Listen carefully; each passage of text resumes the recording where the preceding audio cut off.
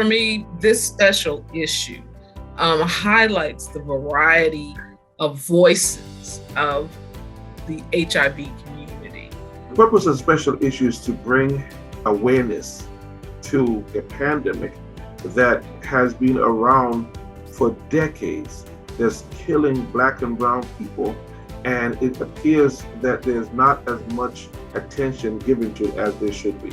So the work that I published in this special edition actually looks at HIV testing among Black cisgender and transgender women. The research I completed was to examine the relation between age and various cervical cancer screening strategies on HIV-positive women in Kenya. I wanted to publish in this special issue specifically because it's dedicated to unpacking the different sociocultural and structural issues that are actually driving the disproportionate rate of HIV in Black communities. But it doesn't just stop there. It also focuses on papers that strategize recommendations to improve these drivers of HIV in the Black community. This journal helps to create awareness, not just in terms of social awareness, academic awareness, but in terms of public policy. The goal is to get this journal in the hands of those people who can make decisions and who can impact the lives of those who are the least, the lost, and the left out right now. It is vital to be inclusive of first-time authors because everyone needs an opportunity, everyone needs a chance. We need to understand that so much of academia is publish or perish. If journals are rejecting people more than they're helping people publish, then that is unhelpful to the overall conversation.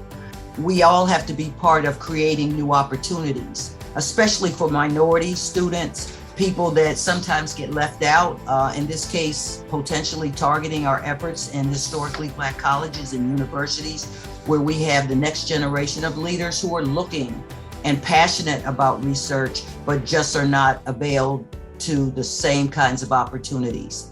We try to make sure that first-time authors, all authors, but first-time authors, that we give them a clear, very hands-on, conversational movement through the process.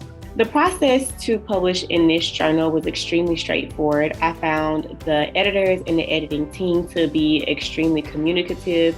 So anytime they had feedback, they gave it to me. It was meaningful, and they just communicated really well throughout the entire process. It just kind of helped to push this along. People don't change what they don't think is a problem.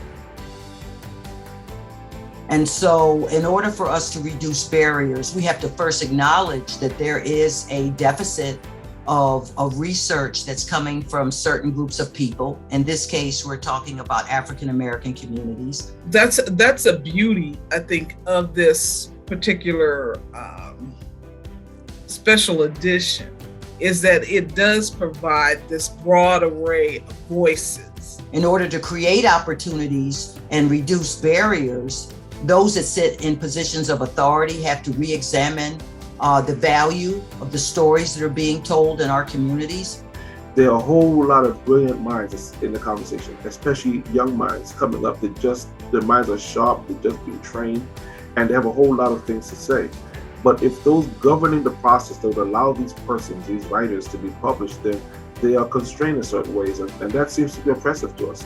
Many journals, they have so many papers coming in that certainly they can't publish everyone.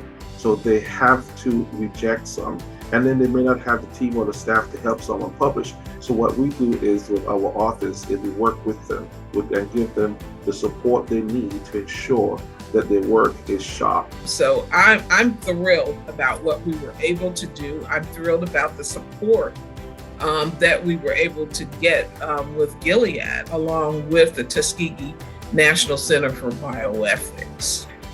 It is my hope to help bridge the gap between my community and those in public health, as it has been stressed for much too long. I believe we can do it. We just have to do it together.